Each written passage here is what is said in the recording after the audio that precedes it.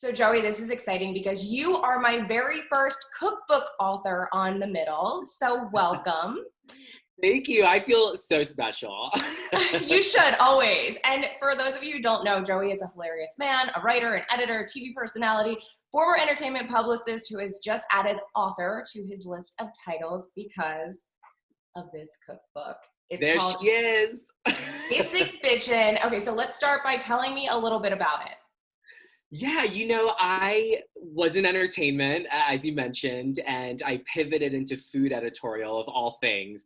But I'm not a professional chef. I've never been to culinary school. I'm a professional eater. So, Me too. yeah, I think we all are. Some Yeah. of us. Some people are picky, which this book is actually perfect for you. But I just, I was inundated with cookbooks over the years, and I felt, I don't know, a little disappointed because so many were aspirational over inspirational. It was a lot of like, we're going to teach you how to make a croquembouche or like a 20-hour chicken.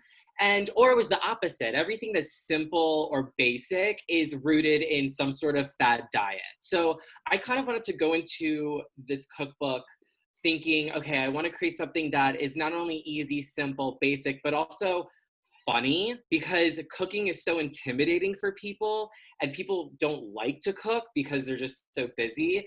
And I thought, what better funny types of foods, or what better lifestyle to play into and make fun of than the basic bitch lifestyle. And that's just how the concept came about. I love it. And honestly, like, I'm one of those people you described. Like, I always say I don't like to cook, but that's not true. I like to cook when I have time and when I can really like take my time and explore, which is never. So I have like a shelf in one of my cabinets in the kitchen full of cookbooks.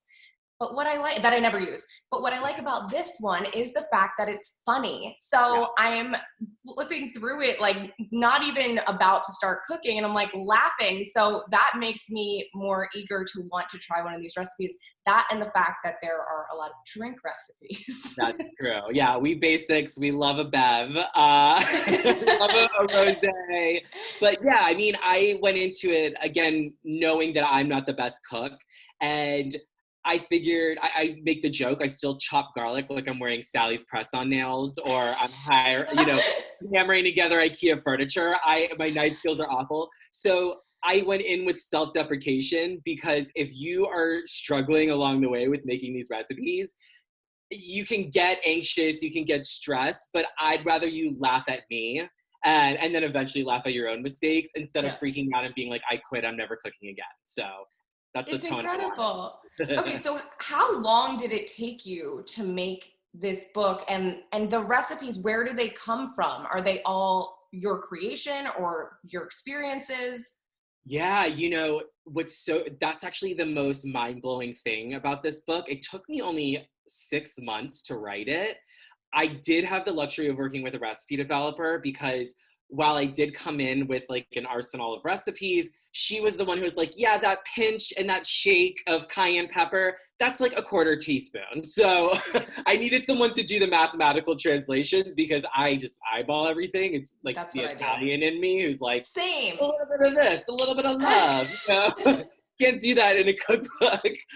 You can write about it, but you can't create a recipe out of it. So, but the head notes were so easy for me to write, before each recipe. I felt like I already had all of these stories at my disposal. I went to Facebook and just looked at statuses over the past 15 years that really resonated and got a lot of likes and interaction. I was like, how do I translate this into a food memory?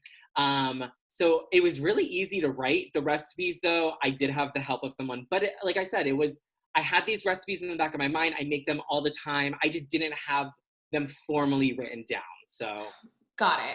And it makes me feel better. I feel like there's hope for me, and that's good. So how basic are you?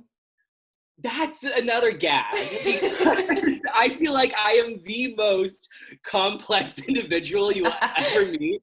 And it's so contradictory, but I wanted to flip the script. So in addition to writing about food, I love writing about travel. I am obsessed with immersing myself in different types of cultures, meeting different types of people. I think we all should. But at the end of the day, the universality of being basic is just enjoying that respite from the struggles, complexities of everyday life. So we can go home, sit in bed, watch Netflix, eat our favorite cookie, wake up, do our yoga class, and nosh on an acai bowl. Put on our Uggs. Exactly. And, you know, it's become a joke like, oh, that basic bitch wearing her Uggs. But basic bitches wear Uggs because they're super comfortable. Right. Why deprive yourself of something that is amazing? I agree 100%. I feel like there's a basic bitch inside of all of us that we're sometimes we do suppress on the daily to go through our lives and to be that complex human individual.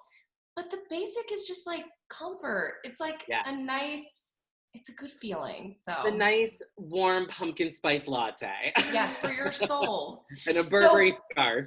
Yeah, and the Burberry, it's like literally me. It's so sad. Okay, so what is next for you? Gosh, you know, it's TBD. I mean, there's definitely some interest bringing this to television, which is exciting.